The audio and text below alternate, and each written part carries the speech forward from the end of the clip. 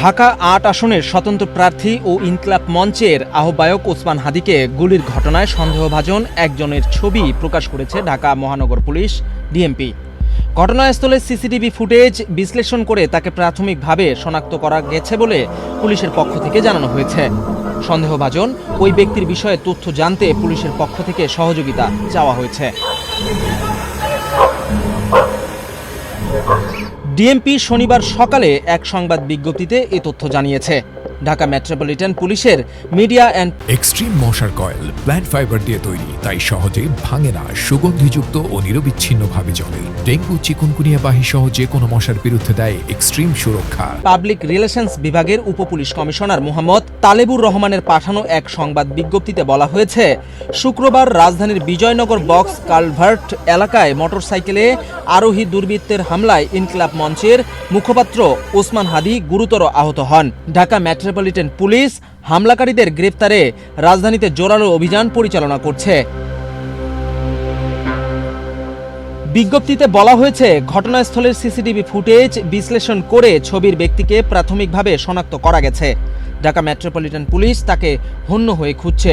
DMP জানিয়েছে, ওই ব্যক্তি সম্পর্কে কোনো তথ্য থাকলে বা তার সন্ধান পেলে দ্রুত নিম্নলিখিত মোবাইল নাম্বার অথবা 999-এর মাধ্যমে পুলিশকে জানানোর অনুরোধ করা হলো।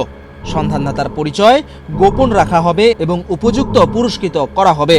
পুলিশের মতিঝিল ডিসির 0132 00 400 এবং ওসি পল্টনের 0132 00 40132 এই নম্বরে তথ্য জানানোর জন্য বলা হয়েছে বিজ্ঞপ্তিতে।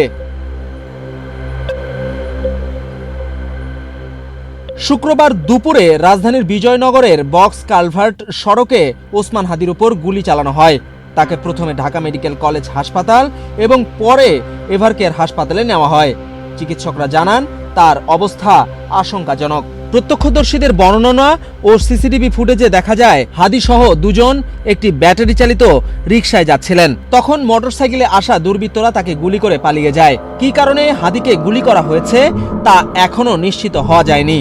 তবে সংশ্লিষ্টরা বলছেন, সিসিটিভি ফুটেজে যাকে গুলি ছুড়তে দেখা যায় তিনি সকাল থেকেই হাদির সঙ্গে নির্বাচনী প্রচারণায় অংশ নেন। ইনকিলাব মঞ্চের আহ্বায়ক ও ঢাকা ৮ আসনের সম্ভাব্য স্বতন্ত্র সংসদ সদস্য প্রার্থী শরীফ ওসমান হাদির ওপর হামলাকারীদের গ্রেপ্তারের নিষ্ক্রিয়তার অভিযোগ এনে স্বরাষ্ট্র উপদেষ্টার পদত্যাগের দাবি করছে মঞ্চ ২৪-এর আহ্বায়ক ফাহিম ফারুকী। আজ শনিবার সকালে এভারকেয়ার হাসপাতালের সামনে সাংবাদিকদের এই কথা বলেন ফাহিম ফারুকী। তিনি বলেন, নির্বাচনকে বানচাল করার জন্য ওসমান হাদির ওপর আক্রমণ করা হয়েছে। এই আক্রমণের মধ্য দিয়ে আওয়ামী লীগ বার্তা দিয়েছে যে এদেশে নির্বাচন হলে তাদের অস্তিত্ব বিলীন হয়ে যাবে। সুতরাং নির্বাচন যেন কোনোভাবেই না হয় সেই লক্ষ্যে আওয়ামী লীগ কাজ করছে। এদিকে ঝালকাঠিতে হাদির গ্রামের বাড়িতে গতকাল রাতে চুরির ঘটনা ঘটেছে। সকালে ঘটনাস্থলে পুলিশ পৌঁছায়। স্থানীয়রা জানিয়েছেন, হাদিকে গুলি করার ঘটনায় বাড়ির লোকজন ঢাকা চলে আসে। বাড়িটি ফাঁকা থাকায় সুযোগ নিয়ে চুরির ঘটনা ঘটেছে।